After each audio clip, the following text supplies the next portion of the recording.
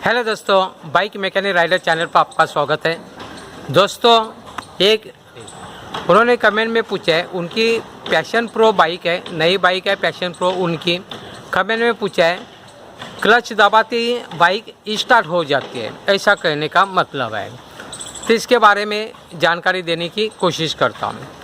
दोस्तों, अभी की जो नई बाइक है ये i3 सिस्टम की बाइक रहती है, पहले नहीं थे। i3 सिस्टम की बाइक है, इसमें का एक फंक्शन है। ये कैसे काम करेगा, जैसे मैं पहले आपको बताना चाहता हूँ, बाद में इसके बारे में जानकारी था। जैसे मेरी बाइक है, मैं बाइक के ऊपर अभी बैठा हूँ, ये क्लच है।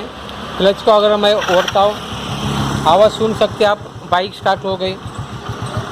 रेस से बता रहा हूँ, फिर से आप देख से आवाज़ सुन सकते हो। 4 सेकंड में बंद हो जाएगी इंजन, 4 सेकंड में बंद हो जाएगा।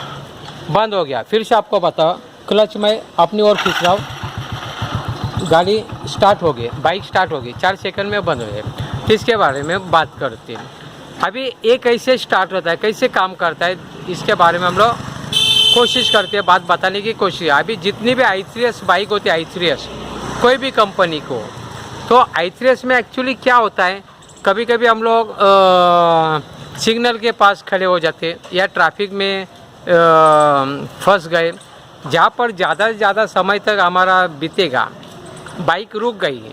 तो इसमें क्या होता है, शुरुआत में हम लोग को 15 सेकंड के बाद बाइक ऑटोमेटिकली बंद हो जाएगी, और उसके पश्चात फर्स्ट ट्राई के बाद, फर्स्ट अटैम्प्ट के बाद जितने भी बार बाइक रुकेगी तो वो 4 सेकंड के बाद बंद हो जाएगी।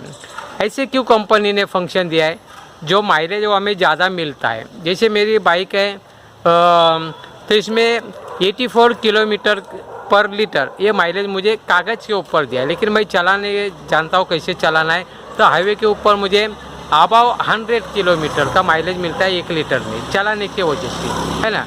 लेकिन कागज़ के ऊपर 84 किलोमीटर पर लीटर ऐसा कंपनी ने मुझे माइलेज के बारे में बात दिया है। माइलेज और एवरेज अलग होता है, माइलेज लीटर में देखते हैं, और एवरेज और कितना, ये घंटे में कितना हम लोग दूरी पर जाते हैं, उसको एवरेज बोलते हैं। तो कहने का मतलब है, ये फंक्शन के लिए मैं आप लोगों को स्विच बताना चाहता हूँ। जैसे स्विच है, ये स्विच है, ये स्विच अभी मैंने ऑफ कर दिया, इसे मैंने ऑन कर दिया।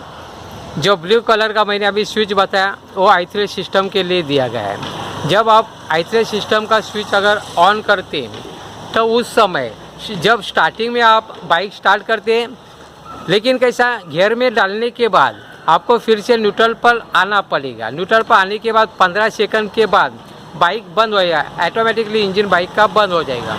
लेकिन अगर आप फिर से गियर में डाल के बाइक थोड़ा चलाते, बाद में न्यूट्रल में डाल के अगर रुक जाते, तो 4 सेकंड एवरी